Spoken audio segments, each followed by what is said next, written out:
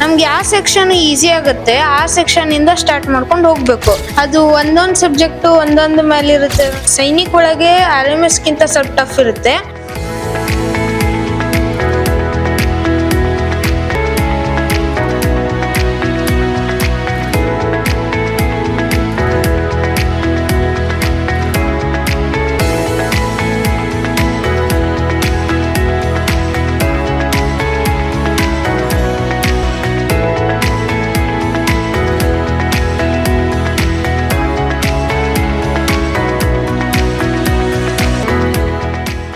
ಅದು ಒಂದೊಂದು ಸಬ್ಜೆಕ್ಟ್ ಒಂದೊಂದು ಮೇಲೆ ಇರುತ್ತೆ ಮ್ಯಾಮ್. ಹೆಂಗಂದ್ರೆ ಕಂಪ್ಯೂಟರ್ ಮ್ಯಾಥಮೆಟಿಕ್ಸ್ ಇಂಟೆಲಿಜೆನ್ಸ್ ಸೈನಿಕ್ ಮತ್ತು RMS ಒಳಗೆ ಕಂಪೇರ್ ಮಾಡಿದ್ರೆ ಸೈನಿಕ್ ಒಳಗೆ RMS ಗಿಂತ ಸ್ವಲ್ಪ ಟಫ್ ಇರುತ್ತೆ.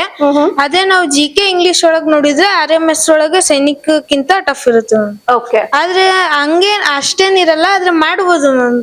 ಮಿನಿಮಮ್ ಅಂದ್ರೆ ಒಂದ್ 6.5 ಓದ್ತಿದ್ದೆ ಮ್ಯಾಮ್. Okay. ಇನ್ನು ಏನಾದ್ರು ಜಾಸ್ತಿ ಏನಾದ್ರು ಫ್ರೀ ಟೈಮ್ ಸಿಕ್ತಂದ್ರೆ ಓದ್ತಿದ್ದೆ ma'am. So you made a time table for yourself, like ಇಷ್ಟ ಅವರ್ ಈ ಗಂಟೆಗೆ ಓದ್ಬೇಕು ಈ ತರ ಏನಾದ್ರು ಪ್ಲಾನ್ ಇತ್ತಾ, ಹೇಗೆ ನಿಮ್ದು? ಹಂಗೇನಿಲ್ಲ ಮ್ಯಾಮ್, ಯಾವಾಗ ಸಿಕ್ತಿತ್ತು ನಂಗೆ ಯಾವಾಗ ಮನ್ಸ್ ಬರ್ತಿತ್ತು ಅವಾಗೆ ಓದ್ತಿದ್ದೆ. ಪ್ಲಾನ್ ಮಾಡ್ಕೊಂಡು ಓದ್ತಾ ಇದ್ರಿ. ಹಾ. ಓಕೆ. ಸೊ ಫೇವ್ರೆಟ್ ಸಬ್ಜೆಕ್ಟ್ ಯಾವ್ದು ನಿಮ್ದು? Intelligence mathematics. Okay. Intelligence mathematics favourite. Tough ಯಾವ್ದು ಅನಿಸ್ತಿತ್ತು ನಿಮ್ಗೆ? Tough GK.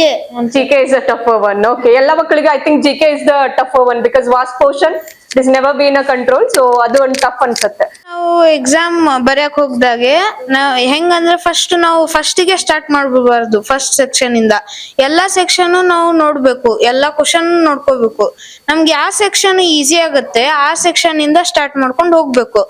ಆ ಸೆಕ್ಷನ್ ಸ್ಟಾರ್ಟ್ ಮಾಡ್ಕೊಂಡು ಹೋಗ್ದಾಗಿಂದ ಈಗ ಯಾವ ಸೆಕ್ಷನ್ ನಿಮ್ಗೆ ಡಿಫಿಕಲ್ಟ್ ಅನ್ಸ್ತು ನೋಡ್ದಾಗೆ ಆ ಸೆಕ್ಷನ್ ನಿಮ್ಗೆ ಸ್ವಲ್ಪ ಜಾಸ್ತಿ ಟೈಮ್ ಸಿಗುತ್ತೆ.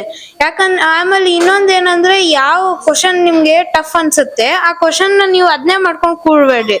ಅದನ್ನ ಬಿಟ್ಟು ನೆಕ್ಸ್ಟ್ ಕ್ವಶನ್ ಯಾವ್ದು ಇರುತ್ತಲ್ಲ ಅದನ್ನ ಮಾಡಿದ್ರೆ ಟೈಮ್ ಮ್ಯಾನೇಜ್ಮೆಂಟ್ ಕರೆಕ್ಟ್